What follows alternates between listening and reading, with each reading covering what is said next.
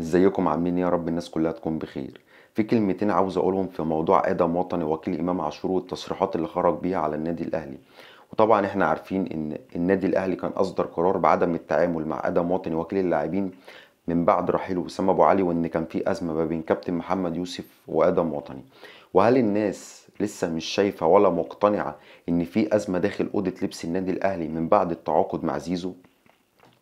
تصريحات ادم وطني احنا كلنا سمعناها وكلنا شفناها، بس في 3 تصريحات هم اللي انا وقفت عندهم. وقبل ما اقول لك التصريحات اللي انا وقفت عندها، مفيش وكيل لاعب هيطلع يقول تصريحات الا بعلم اللاعب نفسه.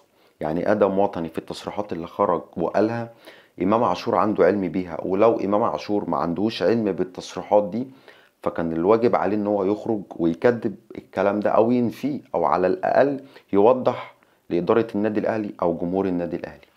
اول تصريح لادم وطني بيقول ان النادي الاهلي لو عايز يجدد عقده مع امام عاشور فعليه ان هو يتواصل معايا وان هو اللي هيقعد ويجدد عقده. واحنا سمعنا من حوالي اسبوعين اول ما نزل الخبر ان ادم وطني بقى وكيل امام عاشور، سمعنا خبر من جوه النادي الاهلي ان امام ان امام عاشور اجتمع مع احد المسؤولين وقال ان اي جلسة لتجديد عقده ادم وطني مش هيقعد فيها، وان امام عاشور ليه 8 وكلاء او 9 وكلاء لاعبين من ضمنهم ادم وطني، بس لحظه التجديد للنادي الاهلي ادم وطني مش هيبقى موجود. تاني تصريح بيقول ان هو قادر يجيب لامام عاشور 20 عرض، وطبيعي امام عاشور لعيب كبير قادر ان انت تجيب له يا عم 100 عرض، بس اشمعنى التصريحات دي خرجت في الوقت ده؟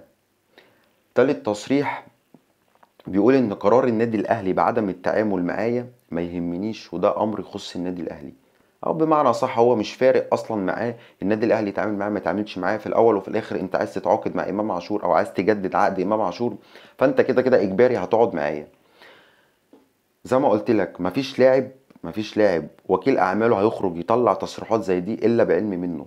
ولو امام عاشور ما يعرفش فكان المفروض ان هو هيخرج بعد التصريحات دي وبعد الضجه الاعلاميه اللي اتعملت تصريحات ادم وطني برضو تصريحات كبيره، ومهما كان ده النادي الاهلي، يعني التصريحات دي كبيره في حق النادي الاهلي، ومفيش وكيل لاعب قدر يعمل كده مع النادي الاهلي او مع اي لاعب داخل النادي الاهلي. فكان المفروض امام عاشور هيخرج ويرد يكذب التصريحات، ينفي، يقول انا ما اعرفش اي حاجه من دي. امام عاشور ما خرجش باي حاجه، فهنا برضو عليها علامه استفهام على امام عاشور. كل ده بيحصل ليه؟ وليه النادي الاهلي وقف التعامل اصلا مع ادم وطني؟ بص هقول لك رايي باختصار. كان في لاعب اسمه اسامه ابو علي بيلعب في النادي الاهلي. الراجل ده كان جاي له عرض من كولومبوس كرو الامريكي وهياخد 4 مليون دولار في الموسم. فالنادي الاهلي قال له لا اقعد. عايز كام؟ عايز 2.5 مليون دولار. لا كتير، هنوصلهم لاتنين. لا هننزلهم لشويه. طب هديلك 2 مليون دولار واديلك نص مليون دولار اعلانات. في حين ان النادي الاهلي قادر ان هو يتعاقد مع 3 4 مهاجمين ما يوصلوش لنص مستوى وسام ابو علي، وهيدفع لهم اكتر من 3 4 مليون دولار. لان احنا عندنا زيزو وعندنا تريزيجيه وعندنا بن شرقي، كل لاعب فيهم بياخد له ما يتخطى ال 2 مليون دولار. يعني انت بتتكلم في 7 مليون دولار في 3 لعيبه في موسم. فكنت المفروض تدفع لاسامه ابو علي وما تبخلش عليه، بحيث ان انت النهارده عندك ازمه في المركز ده.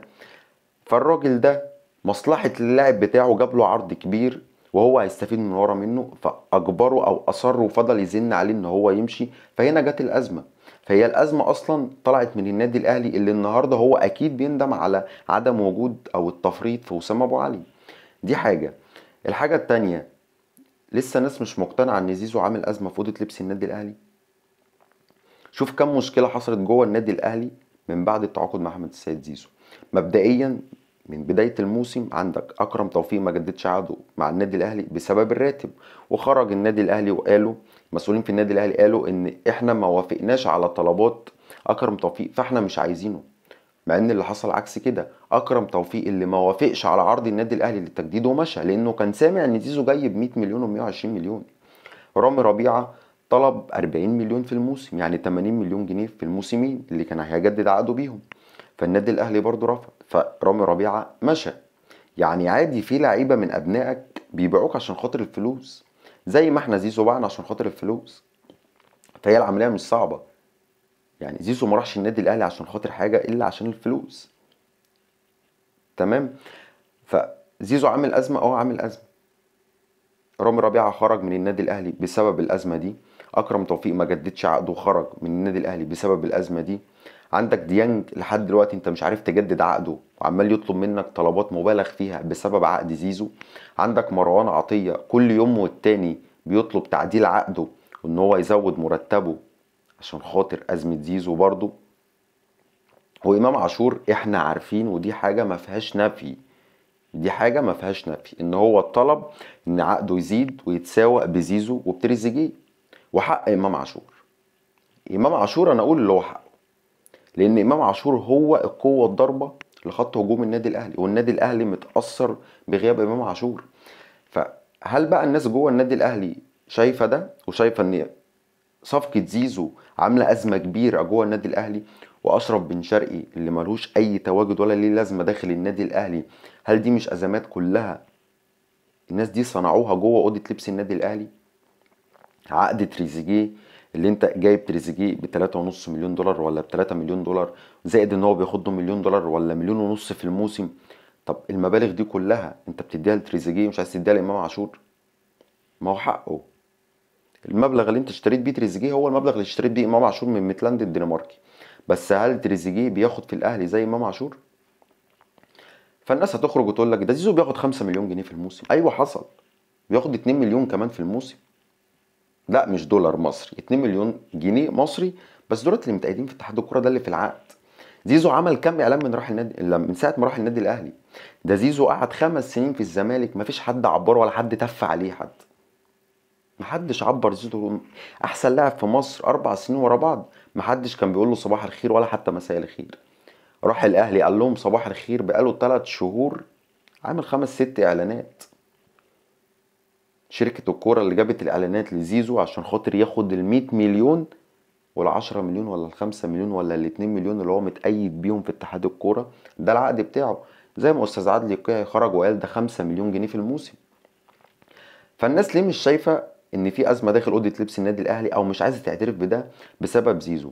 فين كابتن احمد شوبير ما خرجش في الاعلام وقال ما تجددوش لفرجاني ساسي، اوعوا تجددوا لفرجاني ساسي هيدمر لكم اوضه اللبس وهتدوا له اكتر من اللعيبه واللعيبه اللي جنبه هتبص له، اوعوا تجددوا لاشرف بن شرقي، وزي ما الزمالك عمل اشرف بن شرقي هيعمل 10 زي اشرف بن شرقي، خلوه يمشي لو هو مش شاري جمهور الزمالك وحب جمهور الزمالك وعايز فلوس، لا خلوه يمشي ياخد الفلوس بره.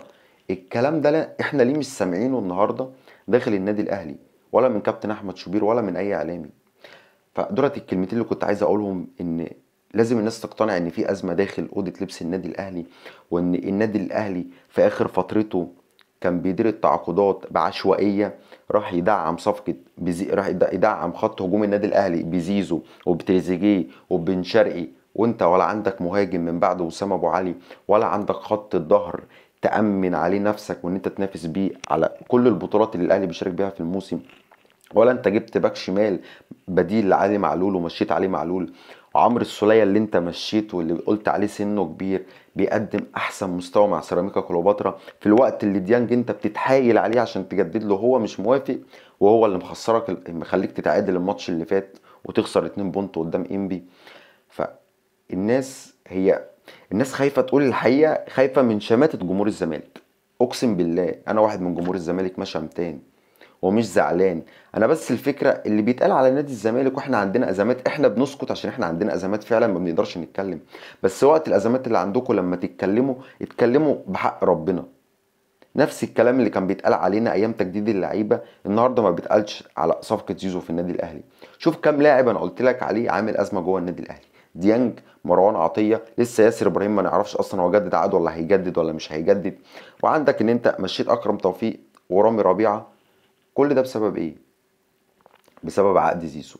ده غير مشكله امام عاشور مع ادم وطني والتصريحات اللي خرج بيها، وما شفناش اي رد فعل من امام عاشور ولا حتى من النادي الاهلي.